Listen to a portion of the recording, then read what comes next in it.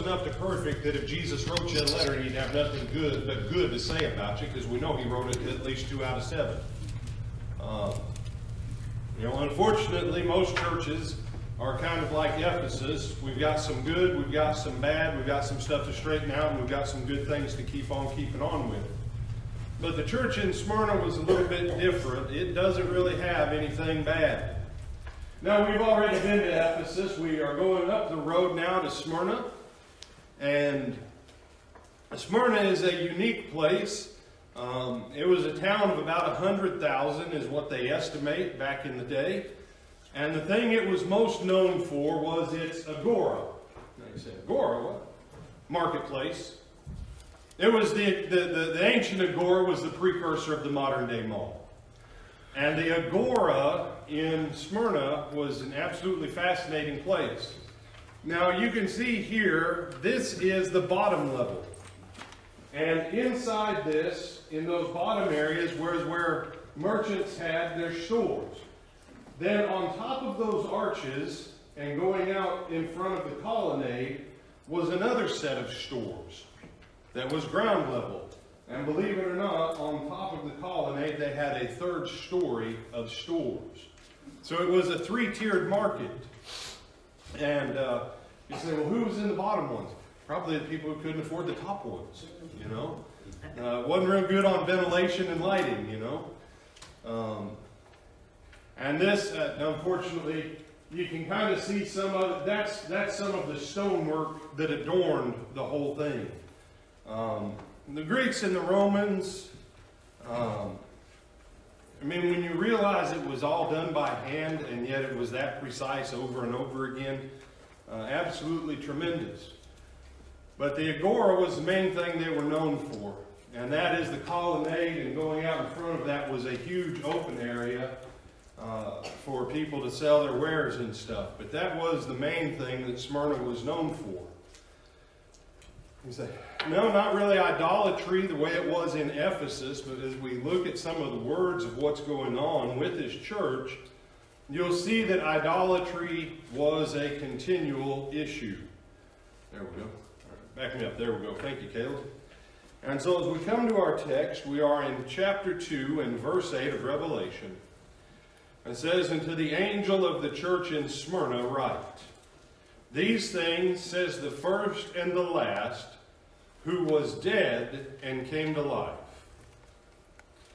Remember that the angel here is the evangelist or the minister of the church that Jesus is addressing, the minister to deliver the message to the congregations. And he introduces himself by saying he is the first and the last, who was dead and who is to come. As you look at each one of the churches, Jesus will introduce himself in a different way to each church. If you are going through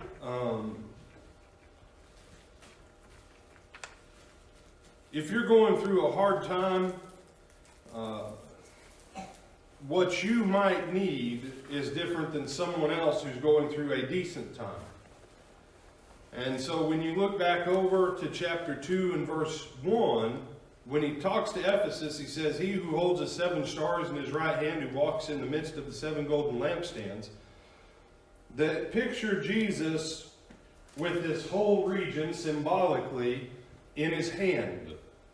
That to those in Ephesus who are right there at the center of that cult of Diana or Artemis, knowing that Jesus has spiritual powers in his right hand is a tremendous comfort.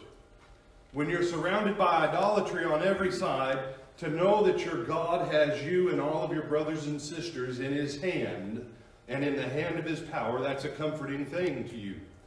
You say, I don't know if it would be. If you would have lived in Ephesus, you know what it would have done for you when you heard that? It would have comforted you. You say, I don't know. Well, we've never lived in Ephesus. We don't have anything quite like that. If you lived right next to, down in Alachua, and I forget which road it is that brings you out at the bottom end of La Crosse right there, you got that wonderful ISKCON place. If you live across the road from ISKCON, the Hare Krishnas, to the church in Alachua, thus says the one who holds non-saffron robes and clean foreheads in his right hand. You say, oh, okay, I get it.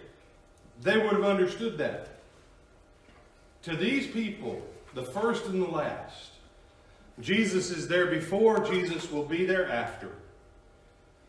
Jesus is the one who was dead and has come back to life. Why is that important? Because of the tribulation that they're going through.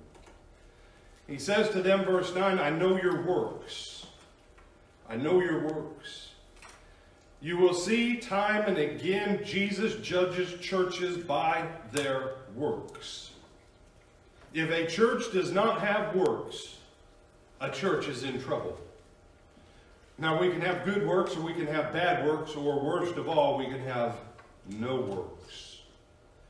You say, you mean bad works are better than no works? Yep.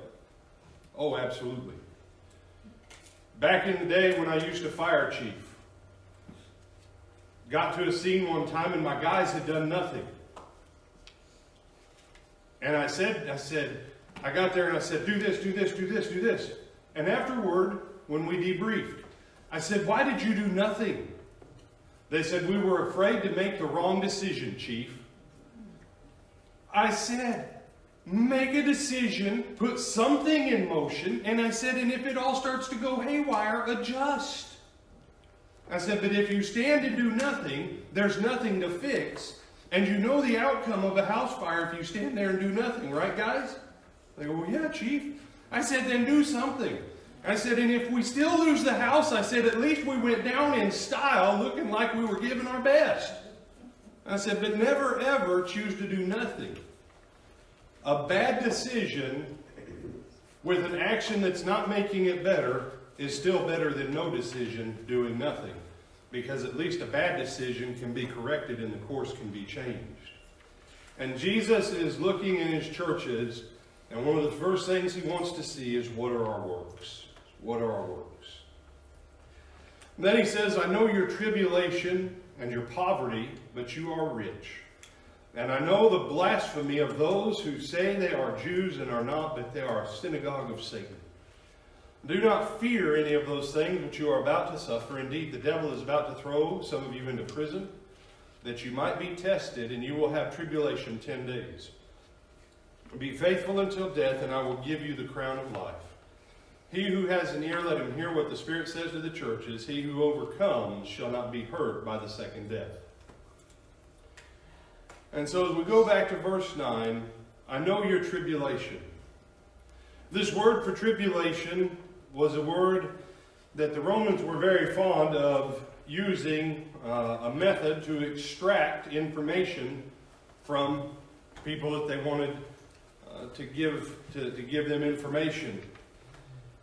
And what it was, they would take a huge rock and they would suspend it above the person and tie them down. And as the person chose not to answer, the rock would get lower and lower and lower. And you say, brother, are you going to tell me how far this rock went? Well, the rock would keep going until it crushed down on their chest. And the Roman thing was kind of a catch-22, because it reached a certain point where you could not breathe in, so that even if you wanted to then confess, guess what? Now you can't. And you say, well, what happened if you confessed in advance? Well, presumably you got out of it. But that word for the rock lowering and the crushing and the ability, the inability to escape that mental and emotional anguish is the same word used for tribulation. You say, brother, how bad was it in Smyrna? We're going to get there. He says, I know your poverty. Now, there's two words in Greek for poverty. One word means you have your house, groceries are a little bit tight, and you can't buy new shoes every 6 weeks. That's one word. We would call that poverty level in America. You're just below the poverty line. That would have been one word. That's not this word. The word for this poverty is what we would use to refer to homeless people that dumpster dive and live in tents or in woods or under the overpasses. And you say, they were that bad off in that church? Yes, they were. Because Smyrna was a working town. In our day and time, you can, if you've ever been to Pittsburgh, before the tech revolution, Pittsburgh was the epitome of a blue-collar city. Pittsburgh, it was steel mills and it was union. And if you weren't union, you didn't work in Pittsburgh. If you weren't labor, you didn't work in Pittsburgh for the most part. It was blue-collar. And Smyrna's like that. Smyrna is a city built on trade guilds, or labor unions, would be what we would call it. The thing was, those labor unions were all attached to a different deity. And what you would do is you would go to the labor union meeting, to that trade guild meeting, and you would worship whatever the trade guild deity was. You would imbibe copious amounts of alcoholic beverages till you couldn't speak your name, and then you would commit sexual sin in honor to the God who let you work. Now you're saying, brother, that's insane. Hey, welcome to the first century world. If you're a Christian, what problems do you have with that? You say, well, the fornication, that's a problem. The drunkenness, that's a problem. And the idolatry, that's a problem. You say, couldn't they just not go to the meetings? No, because if you missed too many meetings, then they kicked you out of the guild. But if you went to the meeting and you didn't do what they did, you got kicked out of the guild.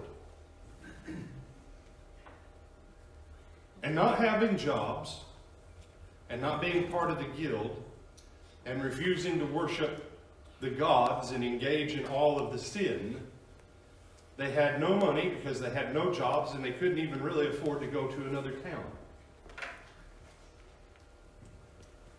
And that was their life of so many in that church. But Jesus says to them, but you are rich. But you are rich. You know, in America, if we are honest, we are the wealthy church. I love when people in American churches go, brother, I'm poor. Really? You got a roof over your head? Yes. Do you have at least one automobile? Yes. Do you have at least one or two or three TVs? Yes. Do you have a cell phone? Yes. Do you have enough food for the week? Yes. Do you have 4 or 5 changes of clothes? Yes. You're rich. You're rich. Even the poor in America. You say, well, we got homeless. You do realize that for most of the homeless, that there are things in place that if they don't want to be there, they don't have to stay there. There is a certain point where in many of those situations, and I'm not judging them, some people are so tired of the way that life is lived in America, they choose to check out of society, and the way that they get their freedom is to be homeless. Because you're a non-person, people go past you, it's a whole different existence. When we say this church was poor, imagine not being able to work. That is emotionally devastating. If tomorrow, everyone in here, you could no longer do any of the work that you've been accustomed to, what would you do? You said, brother, I'm retired, I don't work. That's a lie. What do almost everybody do after they retire? They find some other work. It's a proven fact, people who don't do work at something after they retire usually die within 5 to 7 years. The lack of purpose brings them to a place of death. The ability to work. And so Jesus says to them, but you are rich.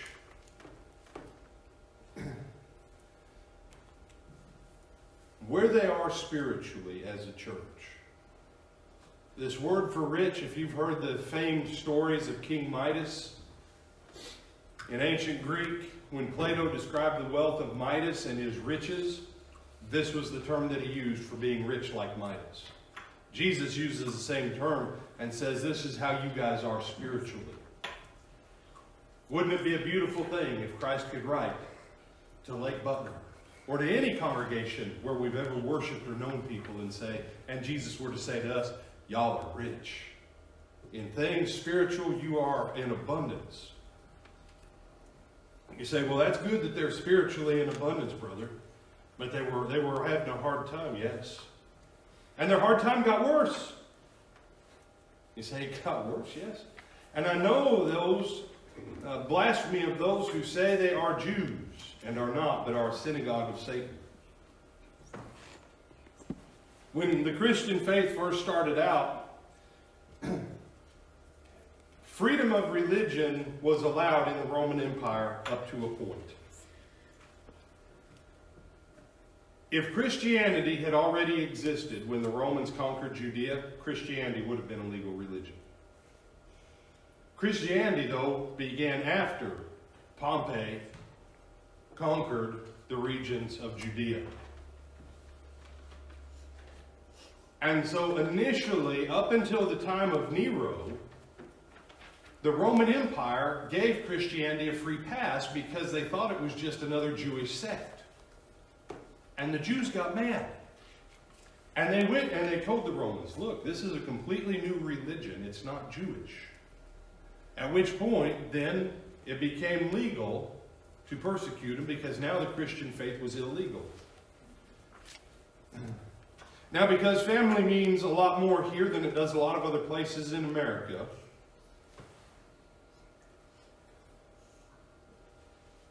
think about if everyone in your family has been one religion for 20 generations and someone now leaves it. What does that do to your family dynamic? And now the religion they go to is illegal. And everybody else knows. And they hate that religion. Those chambers that you saw back up there, there were all kinds of things like that under the city of Smyrna, where when Christians would be found, the Romans would take them down, torture them, beat them, and kill them underneath the city. And the Jews were some of the biggest persecutors of it. When the Jews say that they have never done to anyone else what was done to them in the 1940s, racially, historically, they lie. They did to the early Christians the similar kind of persecution that was done to them in the 40s. Rounding up, turning them in, and having them killed. And that's why Jesus himself says what? They are a synagogue of Satan. You say, that's harsh language. That's how serious this is to Jesus. But verse 10, he says, do not fear. This literally means stop the fear. Stop the fear. If your life is like verse 9 and you know that you can go out and any number of people can say and get you in trouble with the law, and you may not even get a trial, you may just be put to death, or your family, or your children, is that a terrifying place in which to live? So, yeah. Jesus says, do not fear any of those things which you are about to suffer. Indeed, the devil is about to throw some of you into prison, that you may be tested, and you will have tribulation 10 days. We've talked a little bit about Roman prison. A Roman prison was not like American prison. Rome didn't give you a sentence of 3 years. The Roman system did not provide for your welfare and care while they kept you locked in a cell. That was not their method. You say, but Brother Paul was under arrest. Yes, and he had to rent his own house while he waited for Caesar to say, all right, I'll listen to him today. Paul rented his own house in Rome. It was actually kind of more of a villa. That was how Paul kept from being kept locked in a pit while he waited for Caesar. If you had the money to pay for your own house and to pay for your own Roman soldiers to be chained to you, you could have a house. If you didn't, they put you in a pit and you waited until your trial. And generally at the trial, one of three things happened. You were sentenced to death, you were forced to pay fines, or you were set free. But if you sat in there for 3 years, or 4 years, or 5 years, almost no light, if you didn't have family in the area who could help bring you extra food, it was whatever the Romans thought was a fitting ration for the day. It might be bread, it might be bread and water, it might be water, it might not be anything today. You said, whoa, brother, this is barbaric. Yes. And so the thought of being put into a prison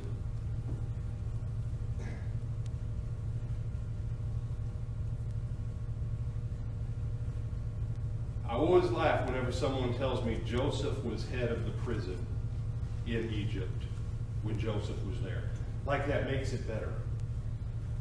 I don't care if you're the head trustee of the prison. At the end of the night, when everybody gets locked down, guess what? You lock down and you ain't going anywhere else. You're still in a prison.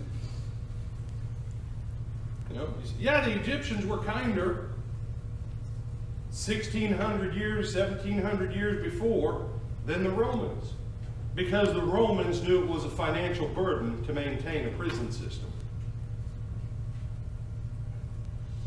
And so the thought of being thrown into a prison, the thought that they are going to have suffering, they're going to be tested. And here's the great test. Will you stay loyal to Jesus? The only thing they had to do, if they were Jewish, all they had to do was go back to the Jews and say, we're sorry we did this Jesus thing, please let us come back. And if they were Gentile, all they had to do was go to their trade guild and do all kinds of evil things and denounce Jesus, and they would have jobs and they would have everything restored back to their life. They would no longer be in poverty. Their kids would have shoes. There'd be 2 chickens in every garage and a car in every pot. You say, no, brother, it's the other way around. Well, they didn't have cars back then. So, I don't care where their chickens are. That's their test. It's the devil who's bringing the pressure to bear. It's Jesus who's saying, stay faithful. Now you go back to what he said. I'm the first and the last, the one who was dead and is now come back to life. Because his message to this church is some of you aren't going to make it past the end of the year. Now you remember we talked about the body today. Jesus, in saying about his death, is that death is a short blip in terms of eternity. It's a short blip. But if you renounce Jesus, but you die there, the second death is eternal. See, they're going to go through first death, physical. But if they stay faithful, the second death has no power on them. Jesus overcame death, and if they are in Jesus, they will overcome death. And that little blip of death, on the other side of it, is eternal life. And you say, was this tribulation 10 days? Now, whether it was 10 literal days of tribulation, and it may have been 10 days of games, we still don't know for 100% what the exact 10 days was. It may have been 10 days of games. Put the Christians in the arena and see who lives. But considering what the number 10 is throughout the book of Revelation, it's a number of perfection. Your tribulation is for a set amount of time that is all that God will allow, and it will complete the purpose of what the people in Smyrna are trying to do against you. So Jesus says to them, be faithful till death, and I will give you the crown of life. Now, why can Jesus say that?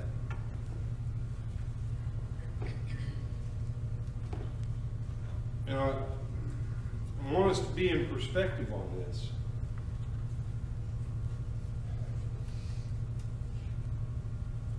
Let's assume that for the first 30 years or so of Jesus' life, he just bopped along like a normal guy. Year 30 comes, and he says, you know, I think I should go down and visit my cousin John. Get dunked by him. It's time I start my preaching ministry. Mom's been telling me that I'm the son of God ever since, I was a baby. She told me I was born in a stable. I remember that thing when I was 12 years old that I was smarter than everybody in the temple. Maybe I'll just go down and get dunked. Start my preaching. He said, no, brother, that's not how it went. I don't know what he was thinking. And after his baptism, we know that he's put into the wilderness for 40 days to be tested of the devil. Tried it. And what's the devil trying to get him to do? The same thing the devil's trying to get them to do. Quit. Quit. When you think about the three trials, if you're the Son of God, turn the stones into bread. Did Jesus have a right to eat food? Did Jesus have the ability to turn stones into bread? But Jesus said what? I only do what I see my Father do, and his Father had not turned stones into his bread, and his Father had not given him a command to turn stones into bread. All Jesus had to do was exercise his own will separate from the Father. And he could have lunch. But because his Father hadn't given him a command, he hadn't seen his Father do it, Jesus chose not to exercise his own will for something that was not sinful. Now, let that one sink in. It wasn't a sin to eat bread. But it would have put Jesus on the side of Satan to exercise his own will against the will of the Father. Then we come to the other one. If you will bow down before me, I'll give you all the kingdoms of the world in an instant of time, Jesus, and their glory. Can you imagine if from before eternity, whenever God created the angels, that from the moment you created them, hundreds and hundreds of millions of billions of trillions of googolplex of angels have done nothing but give you glory and honor and majesty and praise. And then you come into a world of darkness as a child, and the last time anybody had any kind of praise for you was when you were a baby. And you've gone 30 years. Inside you know who you are. You're the creator of the entire universe, but all of your creation ignores you. And Satan says, all of the world's kingdoms will give you their glory. And I know you've seen the movies from Hollywood with the Roman triumphal processions and stuff. Can you imagine? Tyler and I, we like to watch wrestling. Not wrestling, but wrestling. And you'll see these guys occasionally come back that are like 60. Right? And so why are they coming back? I know why they're coming back. Because Vince McMahon paying them a lot of money. You know why they're coming back? The sound of 100,000 people chanting your name for 10 minutes. They miss it. For 10 minutes, you are to them like a little God. You have the cameras and the flashes and the light and the smoke, and when you go home, you're just Jim who pays taxes and waters his yard. But in that arena for that 10 minutes, You are everyone's legend and hero and desire to be like you. And Jesus says, no, I'm not going to bow down and worship you. Because it's written, you shall worship the Lord your God only. See, Jesus had an offer to be engaged in idolatry. And he turned it down to make everything easier in his life. If he came to be Savior of the world and Satan gives him all the kingdoms of the world, he can do just as good a job, can't he? All he has to do is a little bit of idolatry. And everything will be okay. You'd say, wait a second, that sounds just like what's going on in Smyrna. And then the last one. The devil quotes Psalm 91 at him. Throw yourself off the pinnacle of the temple, for it's written. You say, the devil quotes Scripture? The devil knows every word of Scripture. He doesn't understand it all, but he knows it. He can quote it. Throw yourself off, because it's written, he'll give his angels charge over you to lift you up, lest you should strike your foot against a stone. Jesus answers him back and says, it's written, you shall not tempt the Lord your God. Now, what would have happened if Jesus would have flipped himself off the temple? The angels would have caught him. The devil wasn't wrong in what he quoted. The angels would have caught him. But why should Jesus have to prove that God is a good God and the devil's a bad devil? If God's really a good God, do I have to prove he's good? All right, Sister Emily, you got a good answer. Shoot her head no. That's right. If you know they're good, then 1,000 other people saying that someone is bad, and you need to prove that they're really good. If you know they're good, you don't have to prove it. Why? Because the people who are arguing with you against their goodness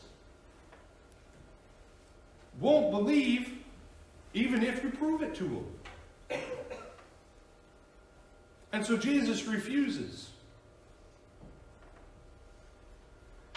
And then as he marches toward Calvary, I imagine the first 3 years of ministry were probably pretty good. I imagine the first 3 years and 5 months were pretty good.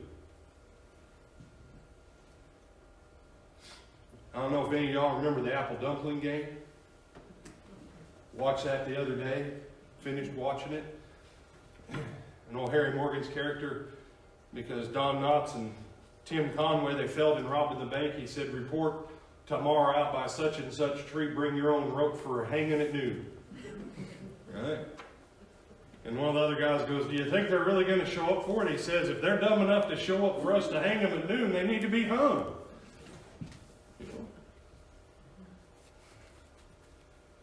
Can I tell you that the closer Calvary got, the weight of what was coming became painfully real.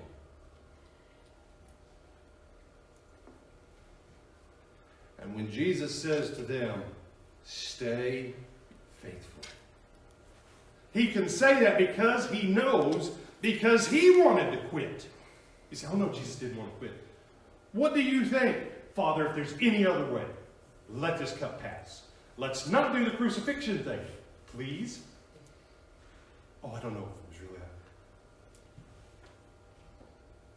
I'll get some 6x6s, rough hewn, not S4S, and we'll get some spikes, some 20-plus penny nails. Anybody want to sign up for a free crucifixion this month? No takers. You say, no, brother. We'll even skip the scourging. We won't even scourge you first. We won't wear you out. You say, no.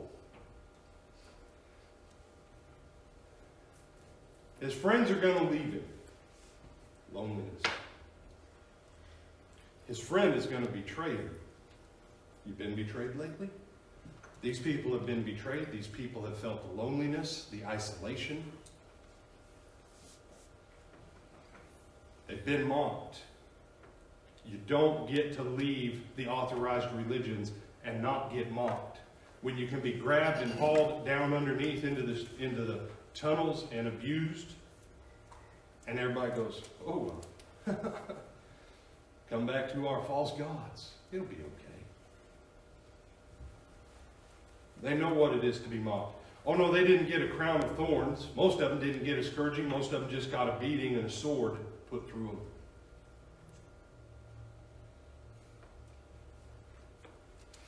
When Jesus says, I'm the one who died and came back to life,